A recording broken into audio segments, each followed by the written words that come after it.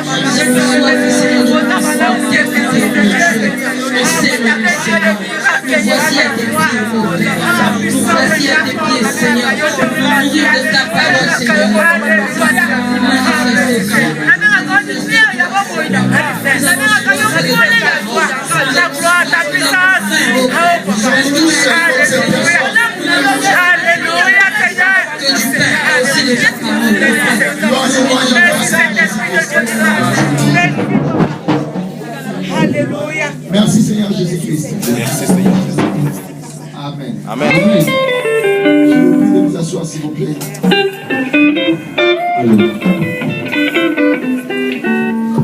Et je salue toute l'assemblée dans le nom de notre Seigneur Jésus-Christ. Shalom l'Église. Est-ce que tu pourras saluer les bien-aimés qui est à côté de toi? Tu lui fais un petit rappel que s'il ne sait pas, mais toi tu es un champion.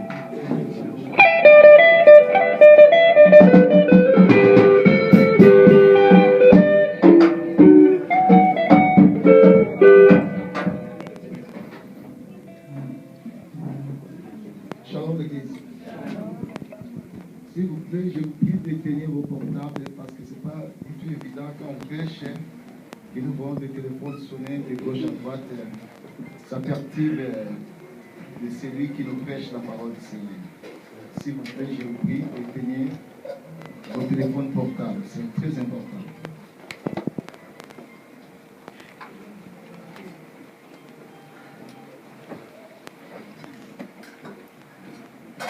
Vous y êtes?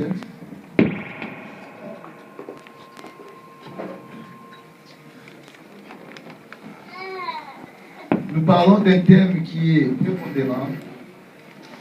Depuis le mercredi, je pense qu'on était là, bien aimé, pour parler d'un thème qui est vraiment très important. On parlait qui est-il grand des montagnes devant Yoshua. La Bible me dit tu seras aplani. Qui est-il grand des montagnes devant Dadi, devant Babi, devant Benji, devant Laetitia, devant Colette? La Bible me dit tu seras aplani. Et il dit encore, ce n'est ni par la puissance, ce n'est ni par la force, mais c'est par mon esprit, dit l'Éternel des armées. Bien-aimés, au courant de la semaine, nous avons bel et bien défini qu'est-ce qu'une montagne, bien-aimés. Nous avons dit qu'une montagne, géographiquement, c'est un relief qui s'élève très très haut. Un relief, j'ai oublié géographiquement comment ça se dit. Je vais regarder ma feuille pour bien expliquer cela.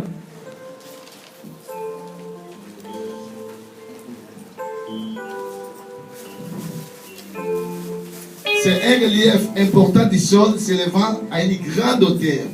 C'est ça, une montagne. Une montagne plutôt. Un relief important du sol s'élevant à une grande hauteur. C'est aussi une altitude très élevée. Ça, selon les géographes, selon la géographie, selon M.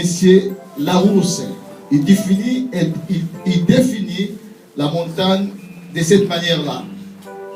Mais bien aimé, dans la spiritualité, nous définissons la montagne comme étant un obstacle, bien aimé, qui nous met dans un embarras total, que nous-mêmes, nous ne parvenons pas à nous en sortir dans cet embarras. Shalom l'Église. Et c'est ça, une montagne.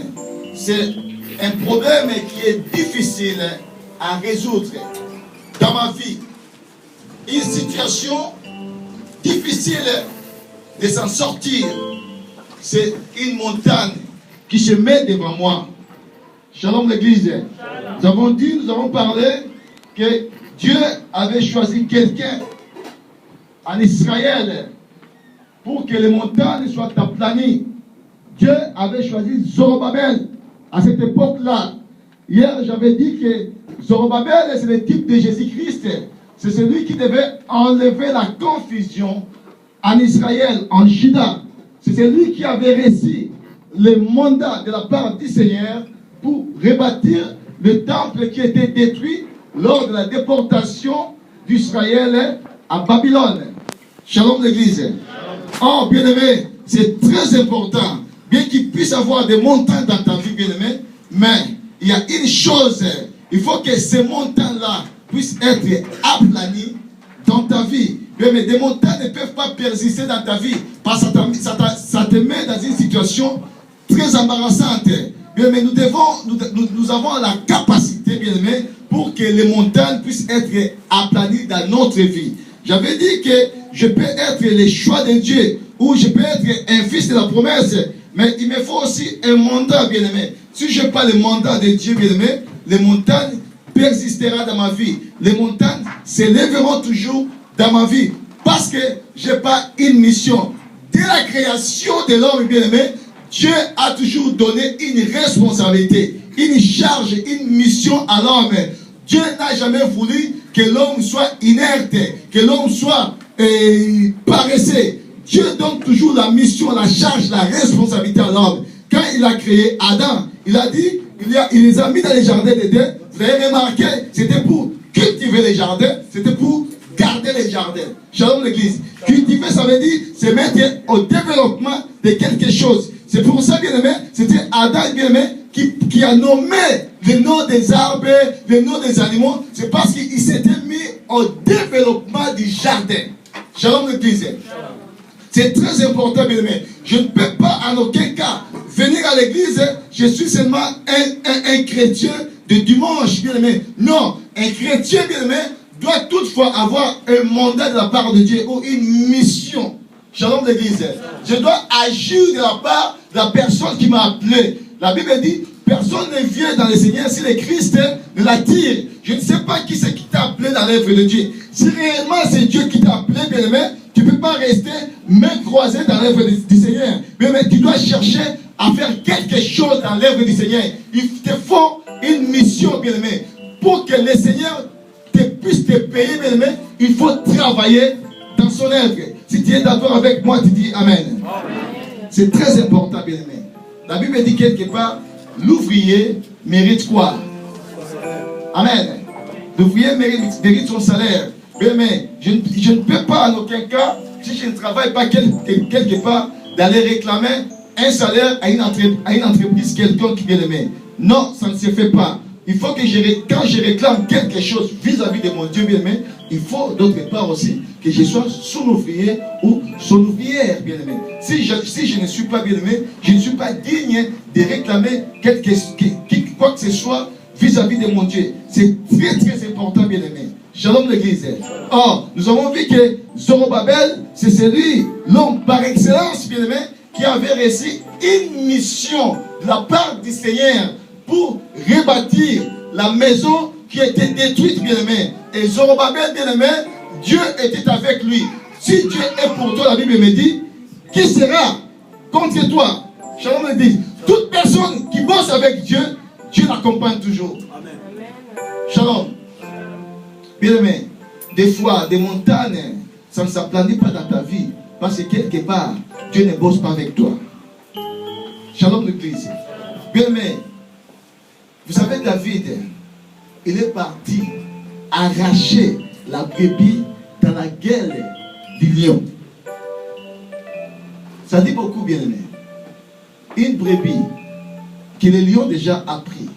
Mais lui, il est parti, et il a arraché la brebis. Ça veut dire quoi? Bien-aimé, ton problème, ça peut être très difficile.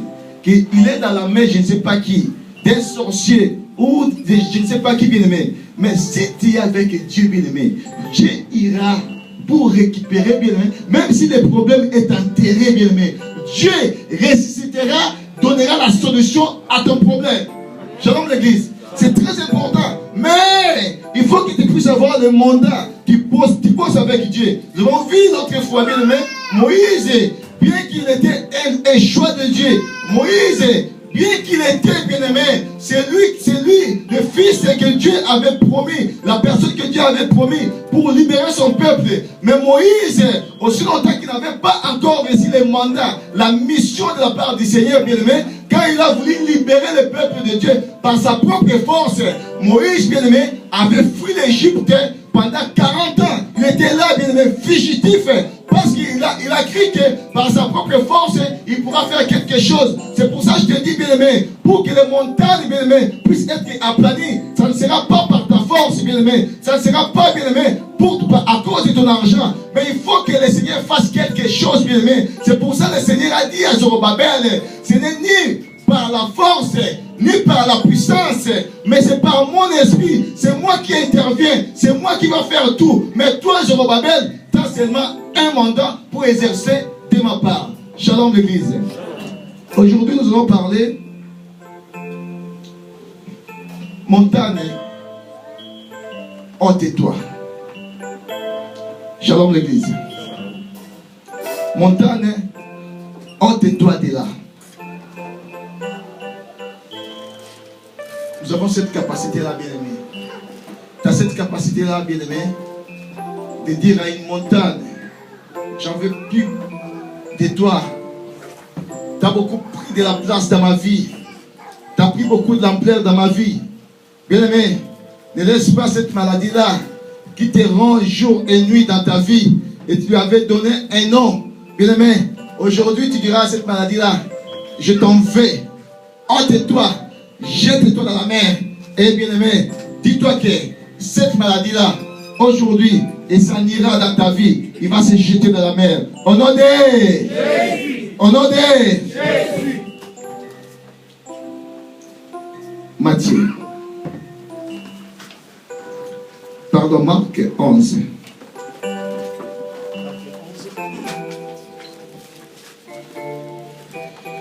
Marc 11, je crois que c'est verset 13. Si j'ai la bonne mémoire. Si ma mémoire ne me trahit pas. Non, pas le verset 13. Verset 23. 22 et 23. Jésus prit la parole et leur dit, ayez foi en Dieu. Je vous le dis en vérité, si quelqu'un dit à cette montagne, ôte-toi de là, jette-toi dans la mer, et s'il ne doute point à son cœur, mais croit que ce qu'il dit arrive, il le verra s'accomplir. Shalom l'Église. Est-ce que vous pouvez applaudir la parole du Seigneur?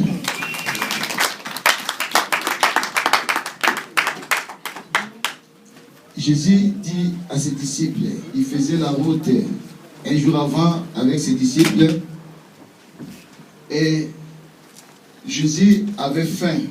La Bible dit, il avait aperçu un figuier et le Seigneur voulait manger les fruits du figuier-là qui lui avait aperçu. Et en arrivant sur place, bien-aimé, la Bible dit, il n'a trouvé aucun fruit. Et Jésus avait prononcé une parole. Il a dit, plus jamais personne ne mangera de ton fruit. Shalom l'Église. Et le lendemain, la Bible dit, il passa par le même chemin. Et ses disciples constatèrent que le figuier que le maître avait maudit, le figuier est devenu sèche. Pierre a pris la parole, il a dit, Seigneur, regarde le figuier qui t'avait maudit hier. Tu avais prononcé une parole. Et aujourd'hui, ce figuier-là a séché. Et Jésus a pris la parole, il les a dit, je vous le dis en vérité, si vous ne doutez pas de votre cœur, et vous voyez une montagne, une situation difficile, un obstacle qui surgit dans ta vie, si toi tu ne doutes pas dans ton cœur bien-aimé, tu déclares une parole à cette montagne, tu dis, oh montagne, oh maladie, oh célibat, oh difficulté, oh papier, dorénavant, ôte-toi de ma vie et jette-toi dans la mer. La Bible dit, et c'est là, ça va s'accomplir. Si tu es d'accord avec moi, tu dis Amen. Par là, bien-aimé, le Christ est venu nous apprendre ce qu'on appelle la foi, bien-aimé. La foi, c'est un facteur très important, bien-aimé, dans la vie d'un chrétien. Un chrétien, bien-aimé, sans la foi, c'est une chrétien morte. Un chrétien, bien-aimé, doit toujours marcher avec la foi et non plus avec la vie. Même si tu marches avec la vie, bien-aimé, à ce que tu vois seulement, bien-aimé, tu n'accompliras pas ce qu'on appelle la foi. La foi n'a pas besoin de voir. Bien-aimé, les gens qui ont la foi, bien-aimé, ce sont des gens qui sont des aveugles. Ils n'ont pas besoin de voir quelque chose, bien-aimé. Pourquoi? Les gens qui ont la foi, bien-aimé, même si leurs yeux sont bandés, mais ce qu'ils ont déclaré dans leur vie, bien-aimé, ça doit s'accomplir. Si tu es d'accord avec moi, tu dis Amen. Il faut avoir la foi. Et la Bible dit, la foi vient de ce qu'on attend. Et ce qu'on attend vient de la parole de Diangenda. La foi vient de ce qu'on entend. Et ce qu'on entend vient de la parole de Bouddha. La foi vient de ce qu'on entend. Et ce qu'on entend vient de la parole de Mohamed. La foi vient de ce qu'on entend. Et ce qu'on entend vient de la parole de Dieu, bien-aimé. Bien-aimé, si tu écoutes beaucoup Wenge Musique, bien-aimé, tu auras la foi en Wenge Musique. Shalom l'église. Bien-aimé, si tu écoutes beaucoup Johnny Hallyday, bien-aimé, tu vas mettre ton cœur, tu vas poser à Johnny Hallyday. Mais si tu écoutes beaucoup la parole de Christ, bien-aimé, ton cœur, bien-aimé, tu vas le prendre et tu vas le poser sur la personne de Jésus-Christ. C'est parce que c'est lui qui est la parole faite chair, bien-aimé. Nous échouons dans notre vie, bien-aimé, parce que nous nous confions à des gens que nous voyons, bien-aimé. Or, aussi longtemps que je mets ma confiance à cette personne-là, ce n'est plus la foi. La foi, il faut que la totale confiance, toute ma confiance doit être posée à la personne de Jésus-Christ. Toute ma confiance doit être posée en Dieu. C'est ça la foi. La Bible dit, sans la foi, il est impossible de lui être agréable. Il faut que toute personne qui s'approche de Dieu croit que le Seigneur existe. Et la Bible dit, il est le rémunérateur de ceux qui le cherchent. Bien-aimé, ne viens pas ici à l'église pour voir la scène par là. Ne viens pas ici à l'église pour écouter la musique de mon bien-aimé Benji, bien-aimé. Viens ici à l'église, bien-aimé, pour écouter la parole de Dieu. Parce que ta foi doit être basée à la parole du Seigneur. Shalom l'église.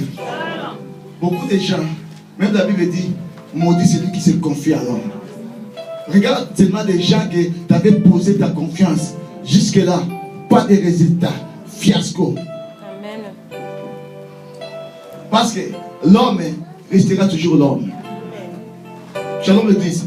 Mais si je prends ma foi, je la pose à la personne de Jésus-Christ, qu'il pleuve, qu'il neige, bien aimé, ta situation changera dans ma vie. J'ai beaucoup aimé Pierre. La Bible dit, il pécha toute la nuit sans rien prendre.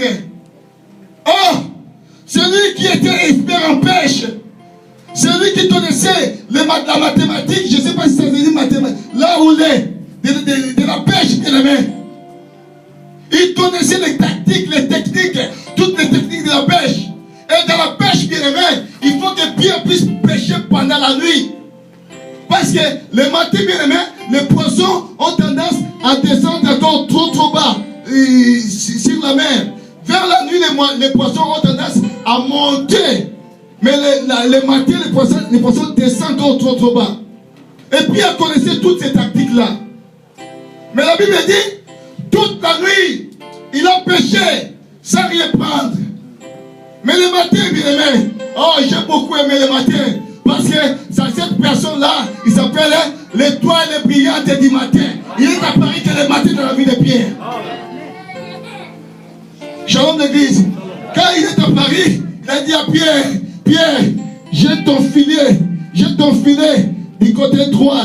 Et Pierre dit, Seigneur, j'ai travaillé toute la nuit sans rien prendre.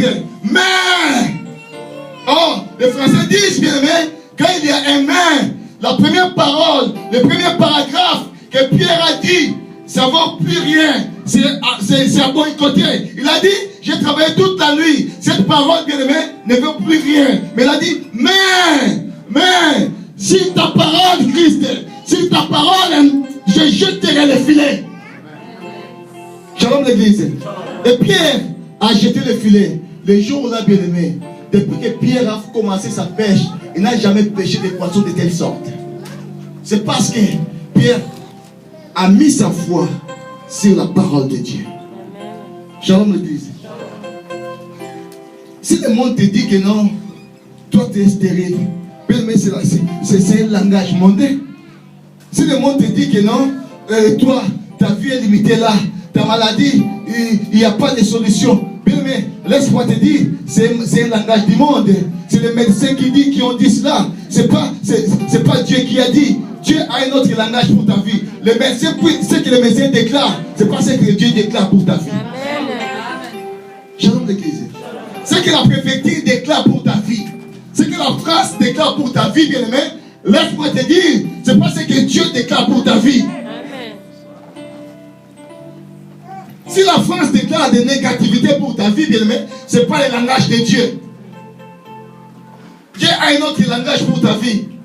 Même si tu as réussi, je ne sais pas moi, combien de rejets, ce n'est pas le problème, bien aimé. Mais Dieu a un projet pour ta vie. Il a dit à Israël, je connais les projets que j'ai formés pour vous. Amen.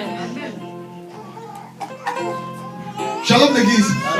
Bien qu'il y ait des montagnes, bien aimé, bien qu'il y ait des vents et marées, mais bien aimé, ce sont des situations passagères. Ça va passer, bien aimé. Ça ne va pas s'éterniser dans ma vie, cette situation. Ça ne va pas rester éternellement dans ma vie. Ce sont des situations passagères. Mais je dois prendre ma foi et je la pose, bien aimé, sur la parole de Dieu. Amen. La foi, c'est la loyauté. C'est l'assurance.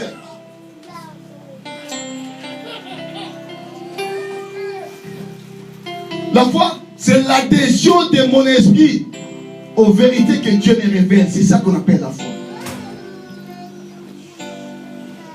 C'est la totale assurance de la parole de Dieu.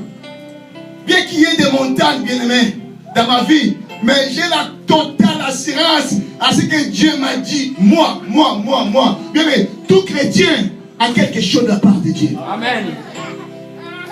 Tu as une parole que Dieu a déclarée. À moins que, bien aimé, tu prêtes ton oreille à Dieu là. Bien aimé, si réellement tu prêtes ton oreille à Dieu, il a une parole qu'il a déclarée pour ta vie. Ton affaire avec Dieu, il n'y a que toi et ton Dieu. Basta, personne puisse. Shalom l'église. Et Dieu a des choses qu'il t'a dit à toi. Et bien aimé, c'est des choses là que toi tu vas marcher avec. Peu importe ce que le monde peut déclarer dans ta vie. Ce qui m'importe à moi, c'est que Dieu m'a dit. Et ce que Dieu a dit, selon sa promesse, selon sa parole, bien aimé, dans ma vie. Il a dit, bien aimé, je ne serai jamais la queue, mais je serai la tête, bien aimé. Bien qu'il y ait des difficultés, mais dis-toi que, bien aimé, tu ne seras jamais la queue, mais tu seras la tête. Là où, bien aimé, ton pied a foulé, le Seigneur te donne en possession, bien aimé. Marche avec cette parole. Peu importe le nombre de rejets, mais déclare la positivité, cette parole qui est positive. Là où moi, j'ai foulé mes pieds, Seigneur, toi tu me les donnes en possession. Si tu as permis, Seigneur, que mes pieds foulent la France, Seigneur, tu me donnes la France en possession. Amen. Déclare cette parole, bien-aimé. Peu importe les vents, peu importe les marées, peu importe les montagnes, bien-aimé, qui s'élèvent devant toi, parce qu'il a déclaré une parole à Zorobabel. Ce n'est ni par ta puissance, ce n'est ni par ta force, c'est par mon esprit, c'est moi qui détermine. Si l'Éternel dit oui, bien-aimé, qui c'est qui peut dire non? Si l'Éternel dit non, qui dans le monde peut dire oui, bien-aimé?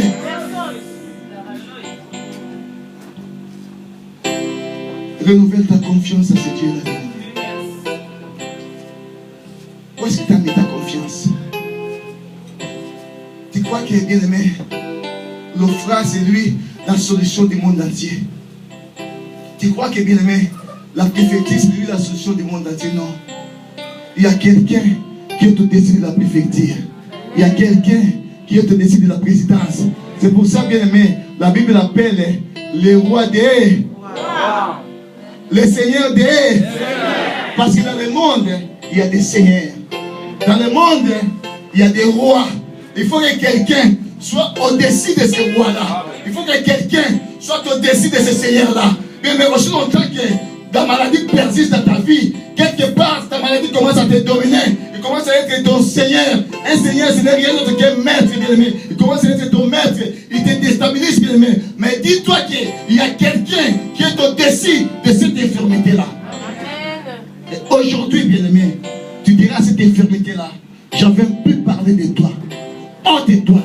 Jette-toi dans la montagne. Pardon, jette-toi sur la mer. Bien-aimé, si tu as la foi, c'est là, ça va s'accomplir. Dieu aime des hommes et des femmes de foi, bien-aimés.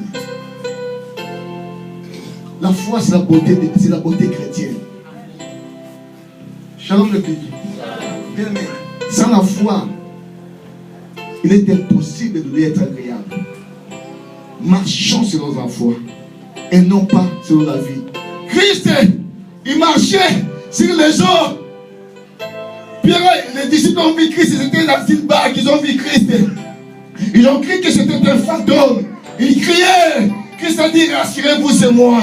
Je suis là, je marche. Pierre a dit, Seigneur, si c'est réellement toi, ordonne seulement un mot. Parce que le Seigneur, c'est lui qui ordonne et la chose s'accomplit. Il a dit, ordonne seulement. Le Seigneur, oui, rassure-toi et je t'ordonne. Viens vers moi. Oh, Pierre a écouté cette parole que Christ a ordonnée. Il a commencé à faire des pas. Oui, vraiment, il marchait sur les eaux. Il a fait les premiers pas, le deuxième, le troisième. Parce que dans ce moment-là, il était aveugle.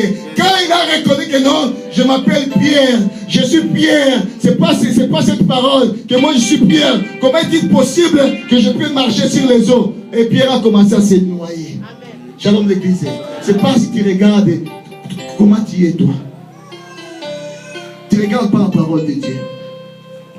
Bien-aimé, quand la parole, bien-aimé, est libérée pour ta vie, bien-aimé, marche dans cette parole qui est libérée pour ta vie. Shalom l'église. À chaque fois que tu regardes, que je suis ceci, je suis cela, est-ce que moi je peux, bien-aimé, tu affaiblis, bien-aimé, la foi. La foi ne regarde pas les autres. La foi ne regarde pas les circonstances. La foi regarde seulement la parole de Dieu. C'est que Dieu t'a dit par rapport à toi, bien-aimé. C'est ça la foi. Shalom l'église. J'ai beaucoup aimé David. Quand tout le monde, bien-aimé, s'est retiré devant Goliath, mais David a dit non, que personne ne se décourage contre cet obstacle. Cette situation qui a mis Israël dans une situation très embarrassante. Cette situation qui a mis Israël, bien-aimé, Israël était troublé par cette situation. Une montagne très élevée que personne en Israël n'arrivait, bien-aimé, à surmonter cette montagne. David a dit non, que personne, un homme de 17 ans, devant des vieux, devant des gaillards, devant des militaires, devant des soldats, il dit que personne ne se décourage à cause de ce Philistin. Parce que David avait notre langage. Israël, quand il regardait Goliath, il voyait que non, c'est un géant, un homme de guerre. Mais David, quand il regardait Goliath, en lui, il voyait Goliath rien d'autre que c'était un incirconcis. C'est quelqu'un qui n'a jamais fait alliance avec notre Dieu. Shalom l'église. C'est parce qu'ils donnent de la valeur à ton problème. Israël, ils ont donné de la valeur à Goliath. Ils ont dit non, cet homme c'est quelqu'un de guerre. C'est quelqu'un dès sa jeunesse. Il combattait des gens. Et maintenant, nous nous sommes pris à cette situation. Nous n'allons pas arriver à surmonter que cette montagne puisse être aplanie dans notre vie. Il commence à voir la paix. Christ a dit, si tu ne doutes pas. Bien, mais la peur, c'est un obstacle qui t'empêche d'aller plus loin dans la vie chrétienne. Une situation, quelqu'un qui commence à avoir peur. Non. David dit, moi, je vais me battre avec cet homme-là. Shalom, l'église.